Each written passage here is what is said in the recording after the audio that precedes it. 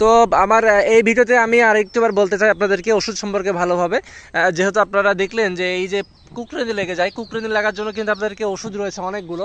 এগুলো কিন্তু বেশিরভাগই মাকড় এবং থিপসের কারণে হয়। তো দেখেন, মাকড়ের জন্য কিন্তু আপনারা অবশ্যই ডাইমেনশন অথবা আপনারা হচ্ছে বেনাপোর, এই দুটোর মধ্যে যে কোনো একটি ব্যবহার করতে পারেন।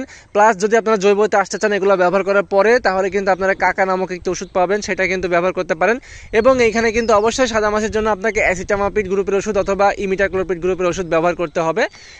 আর এই আপনারা কিন্তু এগুলো ব্যবহার করে কিন্তু উদ্ভিদ বৃদ্ধিকারক যে কোনো ধরনের হরমোন বা পিজিআর বা যেগুলো ভিটামিন কাছে রয়েছে সেগুলো কিন্তু আপনারা ব্যবহার করতে পারেন। যেমন বাংলাদেশের বিভিন্ন এরকম ওষুধ রয়েছে, এবং আপনারা কিন্তু গাছে NK-PH ব্যবহার করবেন এই ওষুধগুলো ব্যবহার করার পরে। তাহলে কিন্তু আপনাদের গাছের যে এই যে কুকরেনি লাগাও এগুলো কিন্তু আস্তে আস্তে দূর হবে, প্লাস গাছগুলো কিন্তু বড় হতে থাকবে এবং সুন্দর এবং সুস্থ পাতা কিন্তু বের হবে।